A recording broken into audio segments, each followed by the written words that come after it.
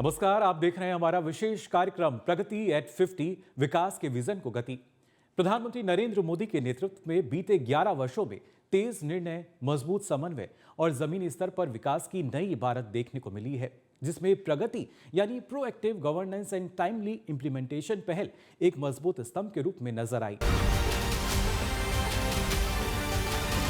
प्रगति शिकायत निवारण कार्यक्रम कार्यान्वयन और परियोजना निगरानी का सशक्त मंच। प्रधानमंत्री नरेंद्र मोदी ने इस पहल को 2015 में लॉन्च किया। बीते एक दशक में यह एक ऐसा मंच बनकर उभरा जिसने अटकी परियोजनाओं को गति दी, नौकरशाही जड़ता को तोड़ा और सुशासन को मजबूत किया। केंद्र और राज्यों को साझा मंच पर लाने वाली ये पहल सहकारी संघवाद का भी बेहतरीन उदाहरण बनी है।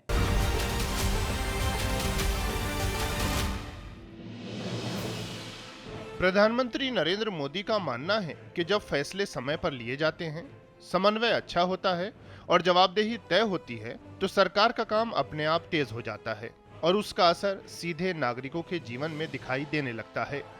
2014 से पहले गुजरात का मुख्यमंत्री रहते हुए उन्होंने स्वागत प्लेटफॉर्म की शुरुआत की थी। उद्देश्य था अनुशासन, पारदर्शिता और तय समय में जन शिकायतों को समझना और उनका समाधान करना। 2014 में देश की कमान संभालने के बाद प्रधानमंत्री ने इसी विजन को पूरे देश के लिए अपनाया।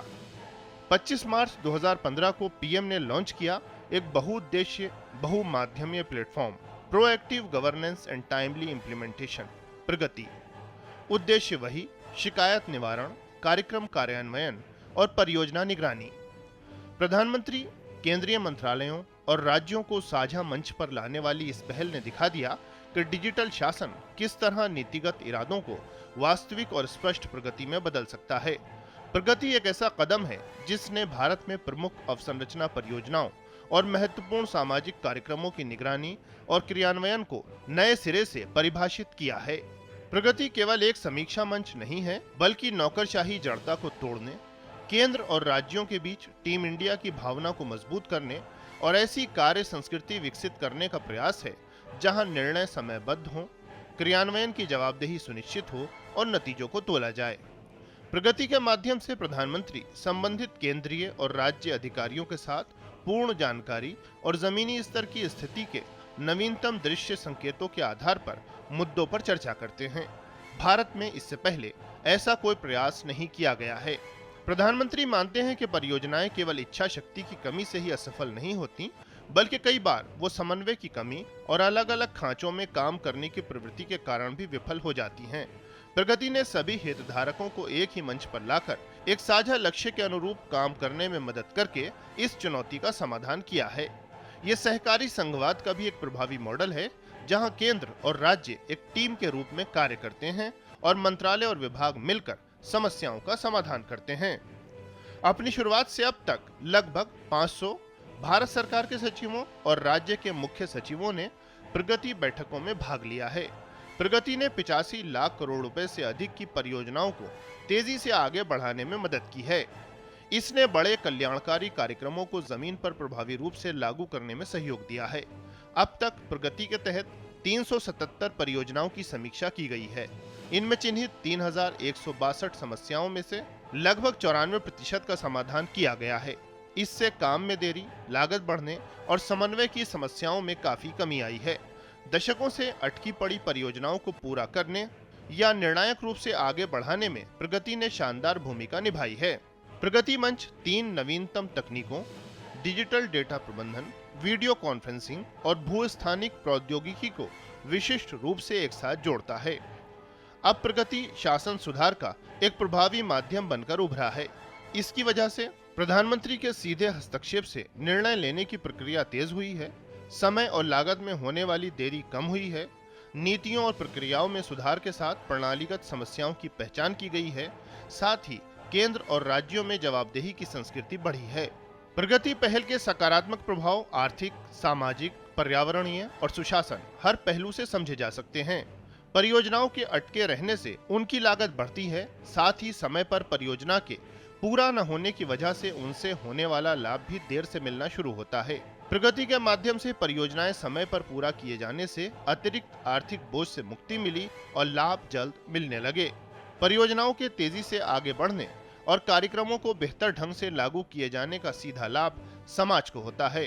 अवसरों के नए द्वार खुलते हैं, जीवन स्तर बेहतर बनता है और नागरिक अधिक सशक्त होते हैं। वहीं प्रगति ने पर्यावरण संबंधी फैसले लेने की प्रक्रिया को तेज किया, साथ ही पर्यावरण संरक्षण की प्रतिबद्धताओं का मजबूती से पालन भी सुनिश्चित किया है। इतना ही नहीं, सुशासन सुनिश्चित करने में भी प्रगति की भूमिका कम महत्वपूर्ण नहीं रही है। इसने पारदर्शिता को बढ़ावा दिया है, समयबद्ध जवाबदेही सुनिश्चित की है, विभिन्न मंत्रालयों और केंद्र राज्य समन्वय को मजबूत किया है।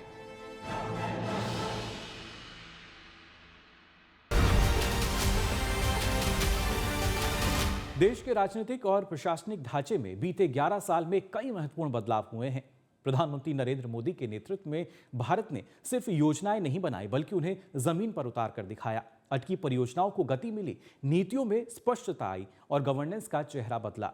आर्थिक सुधारों से लेकर वैश्विक मंच पर भारत की मजबूत मौजूदगी तक दूरदृष्टि और निर्णायक फैसलों से देश को एक विजन मिला, विकसित भारत का। प्रधानमंत्री नरेंद्र मोदी के नेतृत्व में कैसे भारत नई कार्य संस्कृति और नए आत्मविश्वास के साथ आगे बढ़ा, आइए देखते हैं।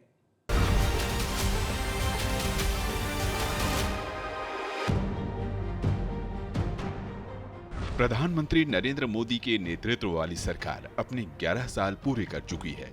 इन 11 सालों में देश ने अपनी कार्यशैली बदली है।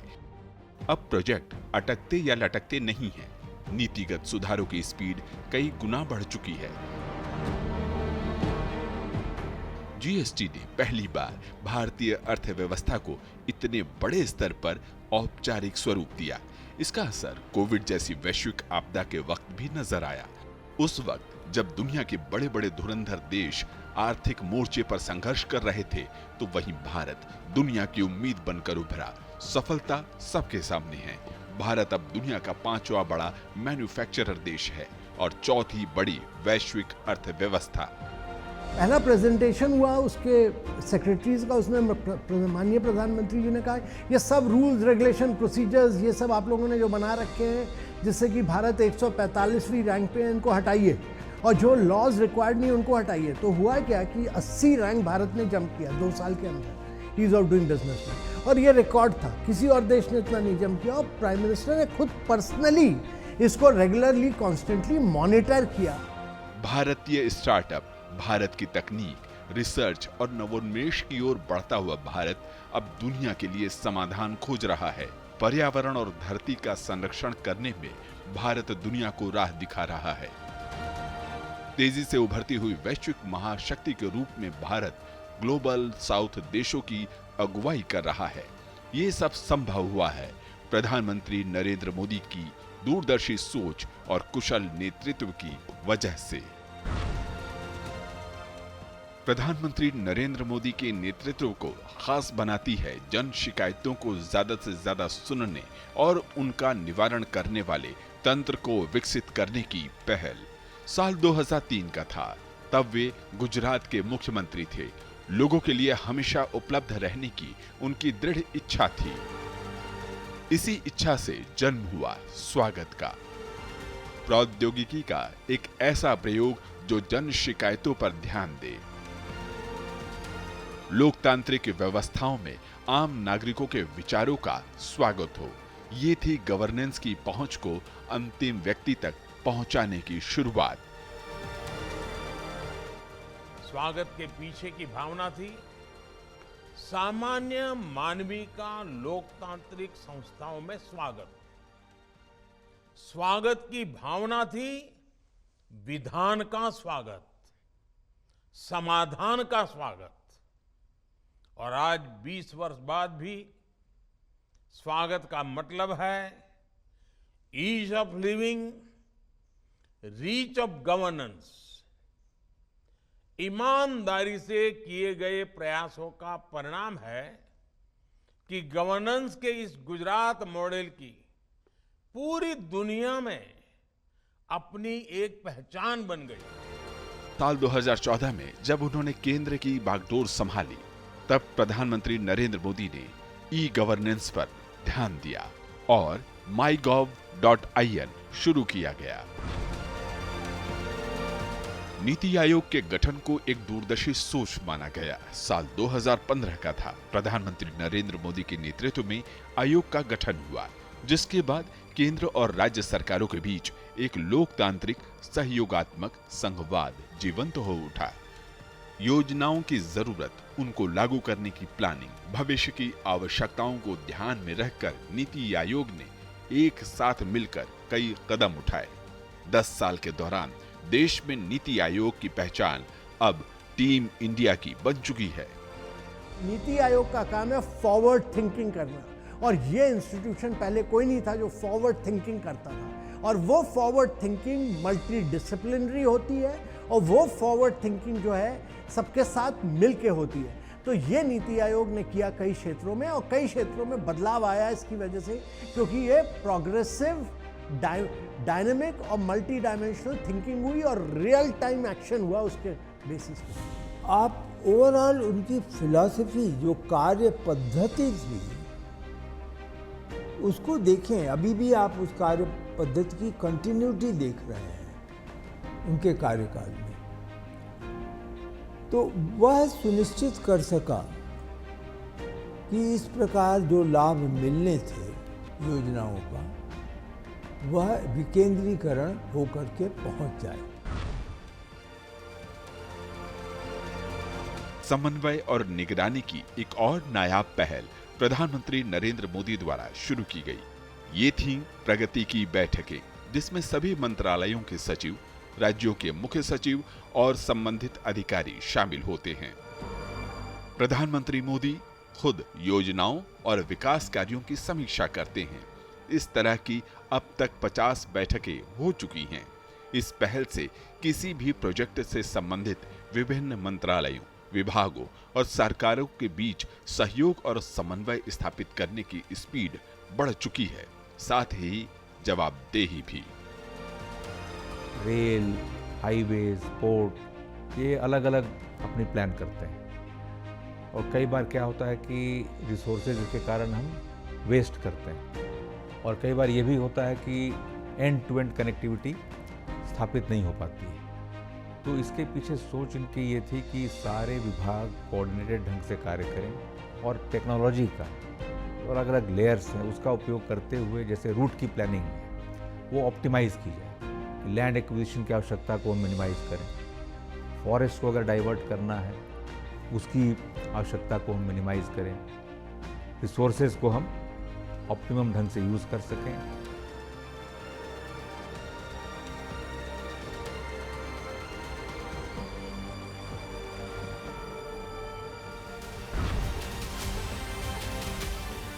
देश के विकास को गति देने और आम नागरिकों के जीवन को आसान बनाने वाली प्रमुख परियोजनाओं को प्रधानमंत्री की प्रगति पहल से नई रफ्तार मिली है।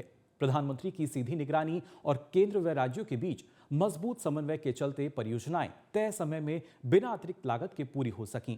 इन्हीं प्रयासों का सीधा लाभ देश को मिला और आत्मनिर्भर एवं विकसित भारत की दिशा में देश तेजी से आगे बढ़ा है।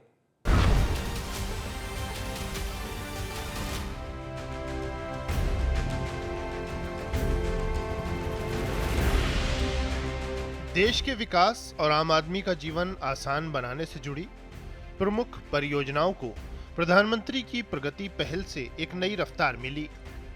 प्रधानमंत्री की सीधी निगरानी और केंद्र एवं राज्यों के मजबूत समन्वय से परियोजनाओं को समय पर पूरा किया गया। बिना अतिरिक्त लागत और अतिरिक्त समय के संपन्न इन परियोजनाओं और कार्यक्रमों का सीधा लाभ देश को हुआ। आत्मनिर्भर और विकसित भारत की यात्रा को नई गति मिली। ऐसी ही कुछ परियोजनाओं और कार्यक्रमों में शामिल है नेशनल ब्रॉडबैंड मिशन। एक ऐसा कदम जिसने शहरी क्षेत्रों में ही नहीं, ग्रामीण क्षेत्रों में भी हाई स्पीड ब्रॉडबैंड और बेहतर इंटरनेट कनेक्टिविटी सेवा सुनिश्चित की। इसने डिजिटल संचार बुनियादी ढांचे का विस्तार, डिजिटल विभाजन को कम करने और डिजिटल सशक्तिकरण और समावेशन को बढ़ावा देने जैसे अपने उद्देश्यों को हासिल करने की दिशा में तेजी से कदम बढ़ाए। इस सिलसिले में सबसे महत्वपूर्ण भूमिका निभाई प्रगति ने।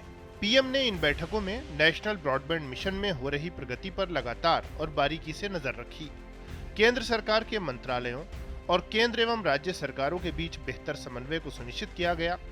इस तरह साकार हुआ वो सपना जिसकी कभी कल्पना भी मुश्किल थी। ग्रामीण क्षेत्रों में ब्रॉडबैंड तक सस्ती और सार्वभौमिक पहुंच सुनिश्चित हुई।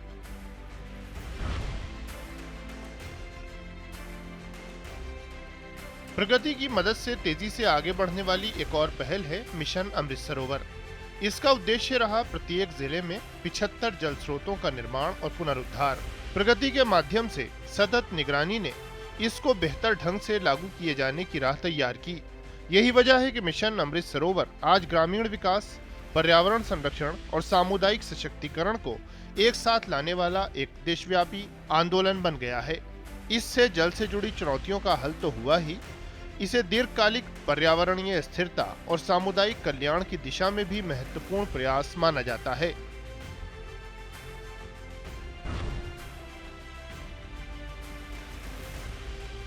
कोविड-19 महामारी के बीच भी प्रगति प्लेटफॉर्म जन जन तक सरकार की पहुंच सुनिश्चित करने में अहम भूमिका निभाता रहा।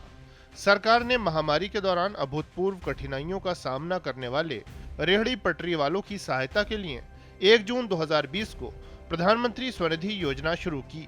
इस योजना की शुरुआत से ही यह रेहड़ी पटरी वालों के लिए वित्तीय सहायता से कहीं अधिक साबित हुई।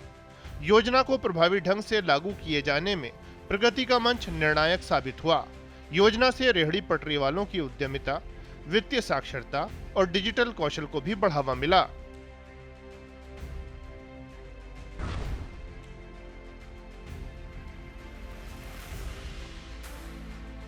महिला एवं बाल विकास की दिशा में भी प्रगति ने योजनाओं और कार्यक्रमों के बेहतर कार्यान्वयन को सुनिश्चित किया। प्रधानमंत्री मातृ वंदना योजना इसकी बेहतरीन मिसाल है। इस योजना ने कई काम किए। गर्भवती महिलाओं और स्तनपान कराने वाली माताओं के स्वास्थ्य एवं पोषण को बेहतर बनाया।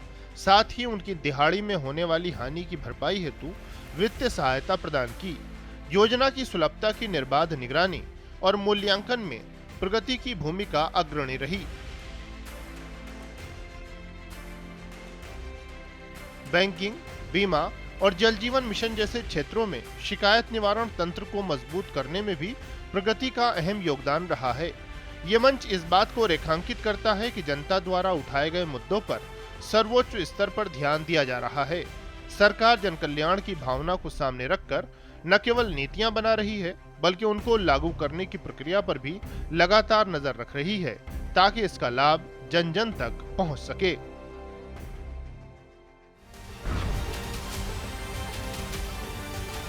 प्रधानमंत्री नरेंद्र मोदी के नेतृत्व में बीते 11 साल में स्पष्ट नीतियां, गुड गवर्नेंस और योजनाओं को अंतिम व्यक्ति तक पहुंचाने की प्रतिबद्धता को सार्थक करते हुए कई बड़े प्रोजेक्ट पूरे किए गए हैं। वो प्रोजेक्ट जो सालों तक फाइलों में उलझे रहते थे, वही आज समय पर पूरे हो रहे हैं। असम का बोगीबिल ब्रिज हो या जम्मू श्रीनगर बारामूला रेल लिंक, उफान भरती नदियां हो या फिर पहाड़ों की गहरी खाई, विकास की राह ने हर चुनौती को पार किया है। कैसे राष्ट्र निर्माण के संकल्प ने देश को अभूतपूर्व प्रगति पथ पर आगे बढ़ाया, आइए जानते हैं।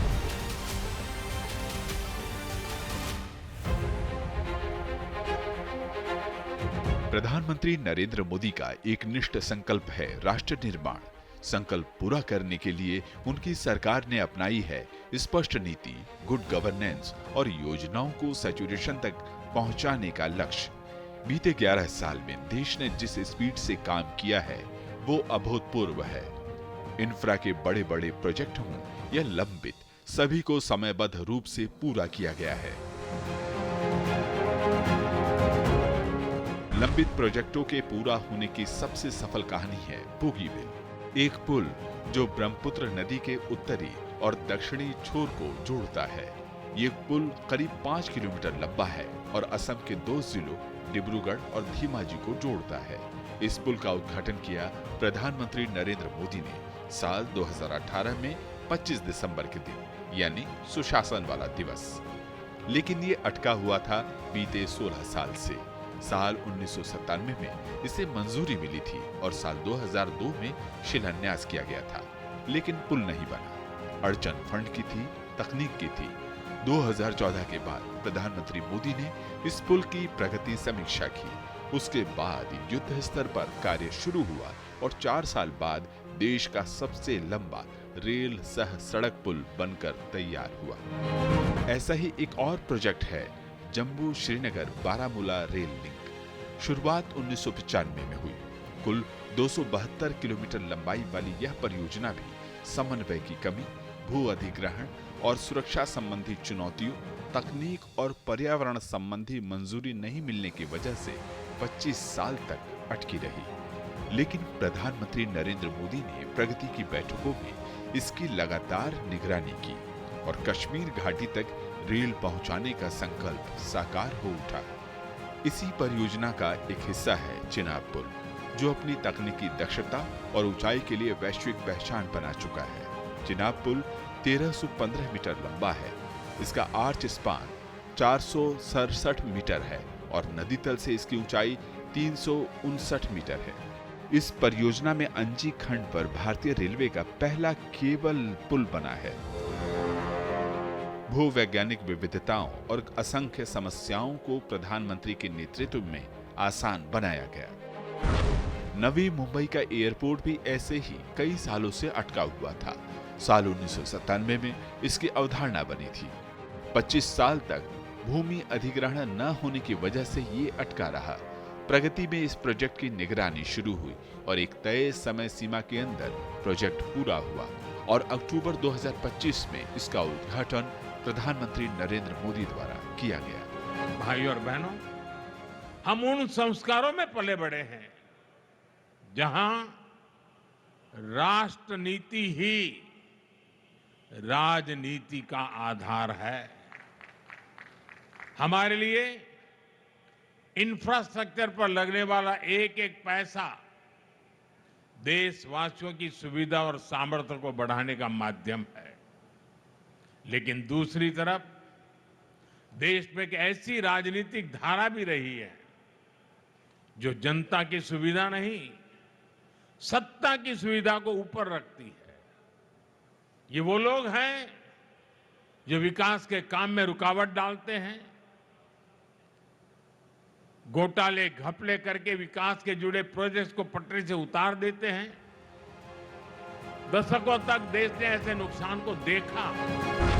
भिलाई स्टील प्लांट का विस्तारीकरण व आधुनिकीकरण हो या फिर मध्य प्रदेश के गदवारा थर्मल पावर प्लांट की बात, ये दोनों ऐसे प्रोजेक्ट थे जो साल 2007 और 8 से अटके हुए थे। स्टील उत्पादन और ऊर्जा जरूरतों को पूरा करने वाले ये दोनों प्लांट भी प्रधानमंत्री नरेंद्र मोदी द्वारा की जाने वाली प्रगति बैठकों में होने वाली समीक्षा और निगरानी की वजह से पूरे हुए हैं।